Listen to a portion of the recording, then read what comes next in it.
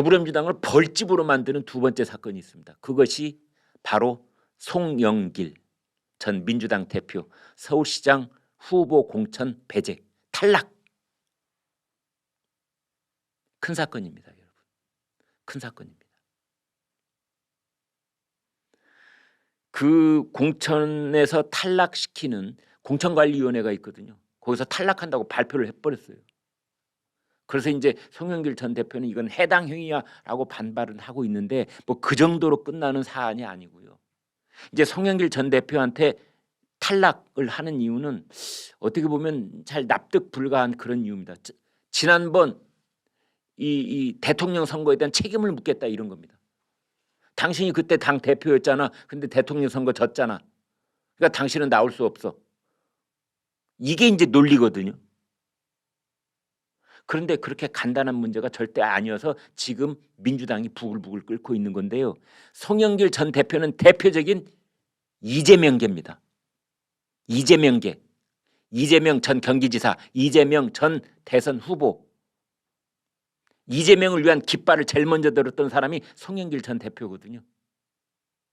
그러면 송영길 너 서울시장 출마하지 마라고 하는 것은 이재명 여름쯤에 왜 정계에 다시 복귀한다 이런 말이 있었지 않습니까? 이재명 안 돼.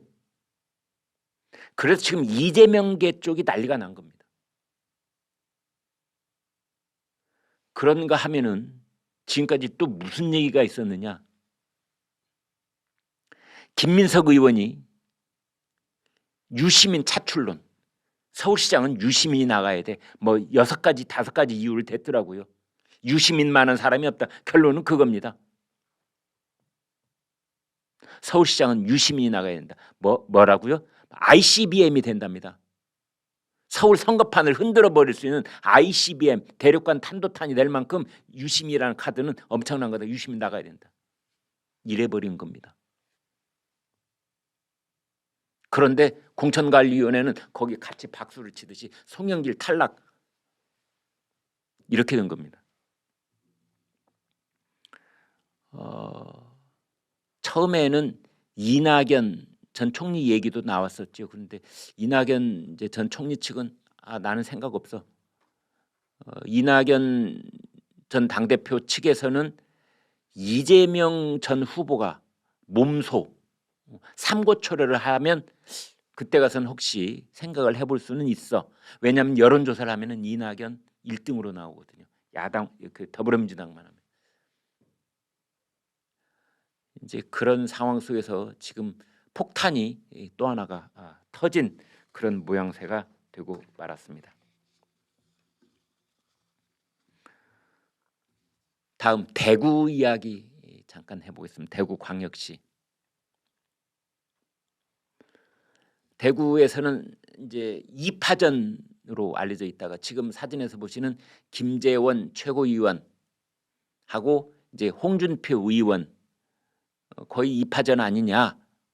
홍준표 의원이 여론조사에서 다소 앞서 있긴 하지만 그런데 유영하 변호사가 박근혜 대통령의 전폭적인 지지를 등에 업고 딱 출마를 선언했지 않습니까?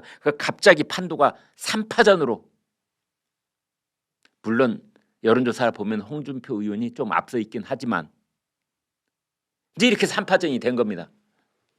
그러자 김재원 최고위원과 유영하 변호사가 후보 단일화.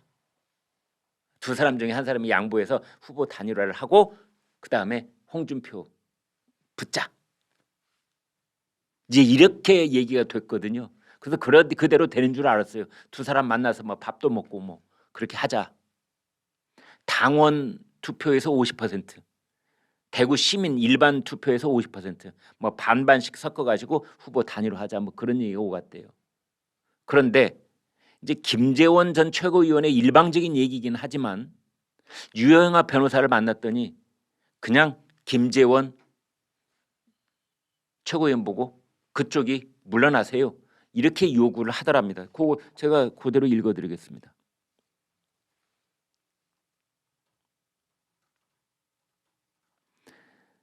하지만 어제 저녁에 유영하 후보의 연락을 받고 나간 자리에서 유영아 후보는 경선 룰에는 아무 관심이 없고 일방적으로 후보 사퇴만 요구했다. 마주보고 달리는 열차에서 나는 몸이 묶여 있고 김 후보는 자유로운 입장이 내려달라는 이해할 수 없는 얘기를 했다.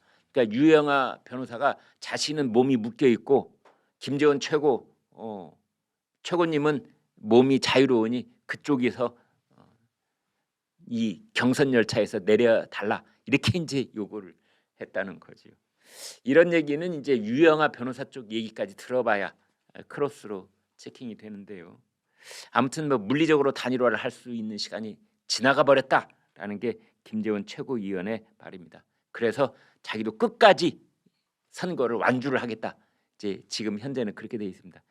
그래서 그냥 지금까지의 이 상황을 보면은 홍준표, 김재원, 유영아 세 사람이 끝까지 완주를 하면은 지금 이거 보고 계시는 대구 시청자분 많이 계시죠? 누가 최고로 유리할 것 같습니까? 유영아 변호사요. 네, 치고 올라오고 있는 그런 트렌드가 있는 건 맞죠. 홍준표 의원요.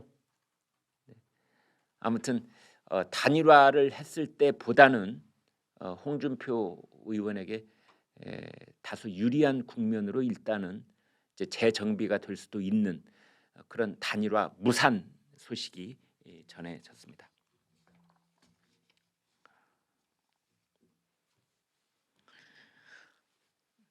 대통령 선거를 흔히 링 위에서 복싱에 비유할 때도 있습니다.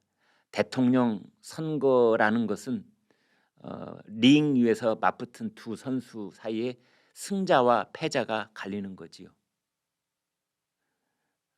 그래서 지난 3월 9일 날 승자는 윤석열, 패자는 이재명. 아니, 말을 바꾸면 승자는 국민의힘, 패자는 더불어민주당 이렇게 되는 겁니다. 국민 심판관이 국민의힘을 손을 번쩍 들어준 겁니다. 그리고 챔피언 벨트를 딱 채워준 거예요.